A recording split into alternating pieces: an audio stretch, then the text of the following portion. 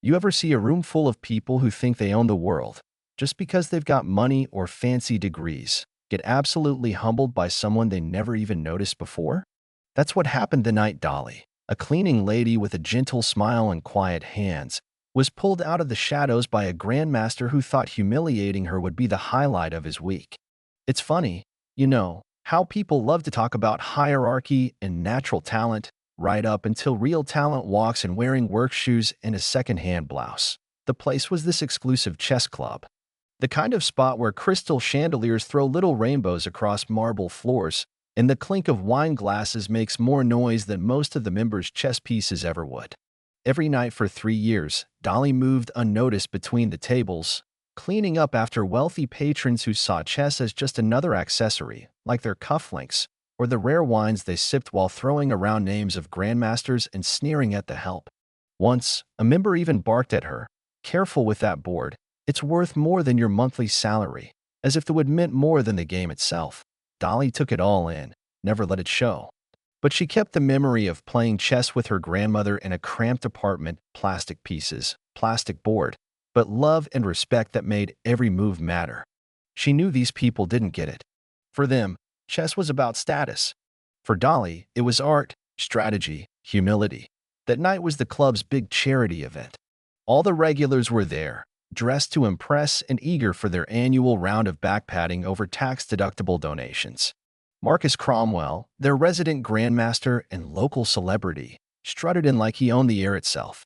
You know the type: perfect hair, perfect suit, perfect smirk. Marcus loved nothing more than an audience, especially when he could teach lessons in superiority by crushing someone weaker on the board, all while making sure the crowd laughed at his victim's expense. "Some people just aren't born for chess," he once said. I scanning the room for agreement. It's not their fault. Really, nature decides. The way he said it made Dolly's skin crawl, but she just kept her head down. That night, Marcus was feeling generous, or maybe just bored. As he saw Dolly arranging chairs, he decided it was the perfect time for a fun demonstration. He stopped the room, called out, "You there, the cleaning lady. What's your name?" His voice was loud enough to make the chandeliers rattle. "Dolly, sir," she answered, steady as always, even as every eye in the room locked on her. "Do you know how to play chess?" Marcus asked, and the whole crowd smirked, already picturing her embarrassment. Dolly kept her tone humble. "I know the rules, sir." Marcus beamed. This was the moment he'd set up. "Well, everyone, let's have Dolly here play against a grandmaster. Should be educational." People laughed. Phones came out to record what they expected would be a slaughter. Dolly protested half-heartedly, but Marcus wouldn't let her off the hook. "Come on, don't be shy. I promise I'll go easy on you." She sat down at the ornate board, hands steady even as the room buzzed with anticipation. The pieces felt cold and heavy compared to her grandmother's set, but the game was the same. "Let's begin with an opening lesson," Marcus said, oozing condescension. "Dolly, do you know what an opening is?" She nodded, giving the simplest answer. He smiled, thinking she was out of her depth. She played king's pawn forward. Marcus launched into a little lecture about opening principles, assuming the audience would eat it up. Every move, he'd narrate, pointing out how beginners always play the obvious moves, how it took years to develop true sophistication. But Dolly's moves, quiet and deliberate, were perfect. She built her position the way a carpenter frames a house. No wasted motion, every piece working with the others, never a single slip. Marcus kept talking, but after a while, his voice lost its swagger and started to sound. Distracted. 15 moves in, he realized he was actually thinking. Dolly's basic moves weren't just solid, they were cunning. She played the Ruy Lopez, developed every piece to its best square, never let her position get weak. The crowd started noticing. Phone stopped filming, eyebrows went up. Marcus, trying to keep control, started analyzing out loud, as if the sound of his own voice would help him see through the fog. But every new move Dolly made just deepened his confusion. Then came the moment. Dolly set a subtle trap, one move, then another, and suddenly, Marcus was staring at the board, seeing for the first time that he'd walked right into a combination he couldn't untangle. If he defended here, he'd lose material.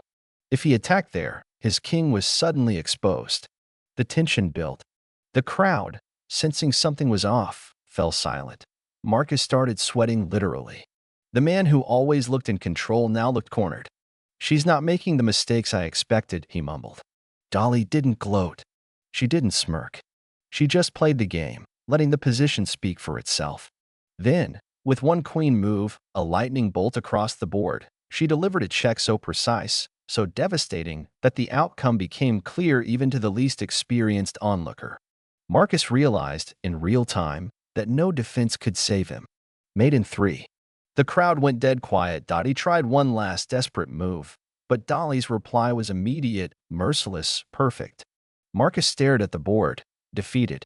I resign, he whispered, the words nearly lost in the hush that filled the room. Nobody moved. Nobody even breathed. The king of their club, their status symbol, had just been outplayed, no, outclassed, by the woman who mopped their floors.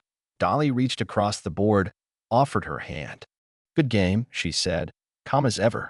For the first time, Marcus looked up and really saw her, not the uniform, not the role, but the person. Where did you learn to play like that? Someone asked, their voice trembling. My grandmother, Dolly replied, her eyes soft but unyielding. Chess isn't about money or titles. It's about love for the game. Marcus sat there, shattered, not just by the loss, but by what it meant. Every cruel joke, every dismissal, every smug lecture suddenly tasted bitter. I always thought chess was about proving you're better than someone else, he admitted. Dolly just smiled. Chess teaches humility, if you let it. Every game, every player, there's always something to learn.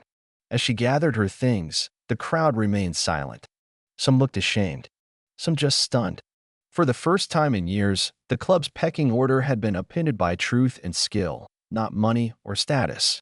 Maybe you could teach me something next time, Marcus said, his pride finally replaced by real respect. Dolly nodded, a real smile flickering across her face. We're never too old to learn.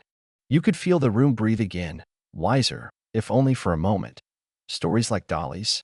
They remind us genius hides in the quietest corners, that sometimes the best players aren't even invited to the table.